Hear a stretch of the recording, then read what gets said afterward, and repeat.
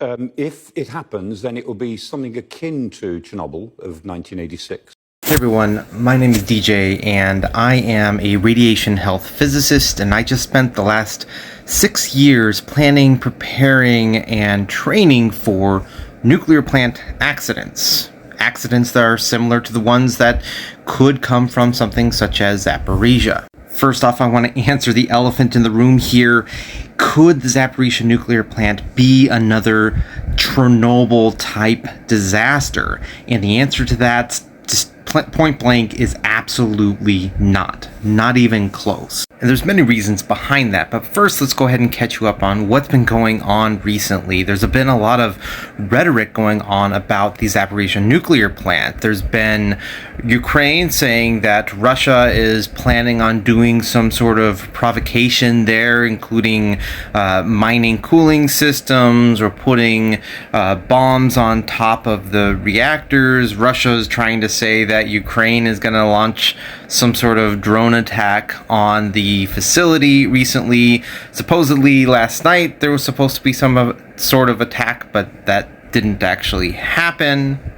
So what's actually going on there? Well, we don't know entirely. There are inspectors that are on site from the IAEA, the International Atomic Energy Agency, and they've been doing their rounds. They've been trying to gain access to as many places as they can of the cooling system, including the cooling pond, and so far they've seen no evidence of any sort of mining of cooling systems. They've not been able to get access onto the top of the containment yet. Hopefully they can gain access soon to see if there is anything there.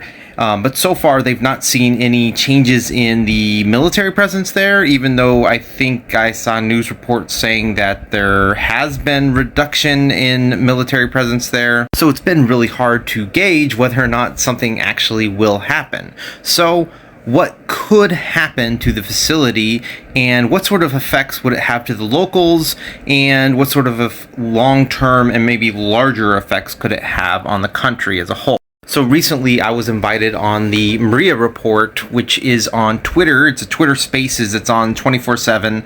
I was invited along with a few other nuclear engineers, some of them friends of mine, to talk about kind of what's happening at Zaporizhzhia, what could happen, and they got really super technical, which was really awesome. I love to hear about all that. I got to talk more about what would happen if something kind of happened and spread radioactive material type of thing. And the conclusion that came out of that was that any sort of incident that could cause a release to the public was exceedingly difficult and unlikely. The reason why it would be exceedingly difficult to actually have something happen is the same reason why I've been saying over and over again on my TikTok. This nuclear plant has been shut down since at least September. The last nuclear plant was shut down in September of last year. So it's had a long time to cool down. A lot of those really highly radioactive radionuclides have decayed away. This means that the amount of decay heat is extremely low, and it only takes maybe a few garden hoses per reactor worth of water to actually keep the thing cool. So the question came up, what happened if that cooling was disabled? And there's actually backups to that as well. There's these big accumulators full of just hundreds of thousands of gallons of water that are pressurized with nitrogen. So they basically provide a sort of passive cooling, and you can actually get passive cooling for up to a week, where before you need to actually add more of those garden hoses, right, to keep the thing cool. And I mentioned this on my channel before. There is this layer upon layer of what's called defense in depth that keeps this reactor from overheating.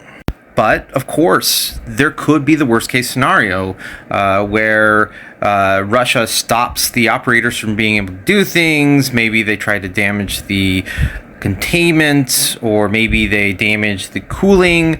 Layer upon layer maybe is systematically chipped away. For one thing, you would not be able to get away with doing that without it being really obvious. So it would be very obvious that Russia was specifically the one doing this, and it would take a really long time to actually have something happen. So what if it did actually happen? What if you actually did have this release that came out?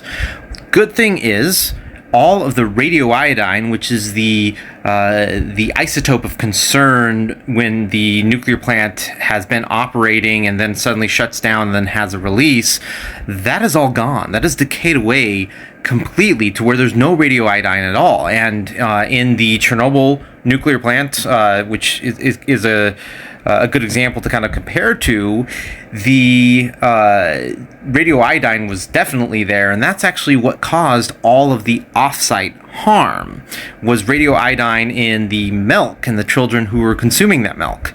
Well, there is no radioiodine in Zaporizhzhia, so that sort of situation couldn't happen. And Chernobyl, that was completely different. It didn't even have a containment over it to keep anything in, and that whole reactor basically blew up, which is not something you could do with the Zaporizhzhia nuclear power plant, especially since it is no longer running and no longer is able to cause any fission to happen. So in that worst case scenario, that thing that caused the harm off-site in Chernobyl isn't there. The only thing that's left over is cesium, which is also a volatile isotope, but it's a lot less harmful than radioiodine. Radioiodine goes straight to the thyroid, and the people who were harmed from Chernobyl were harmed due to thyroid cancer. So sure, okay, you go through all those defense in depths, you finally cause some sort of release after making it extremely obvious to the wider international community, you're only going to be able to release cesium. Yes, you could maybe cause some doses to the people off-site, but nowhere near what it was like during Chernobyl, not even close to what it was like at Fukushima as well, which was 10 times lower than Chernobyl. So maybe you could cause something sort of similar to 3 Mile Island, probably less than 3 Mile Island, which, despite what you might have heard from a Netflix documentary recently, didn't actually cause any appreciable doses to the public around the plant at all. So the main thing that you need to think about is to, again, listen to the experts. There's a lot of news agencies, there's a lot of people on TikTok that are really pushing this fear thing, and of course this sort of benefits Russia, where it's a sort of a terrorism, a fear type of thing.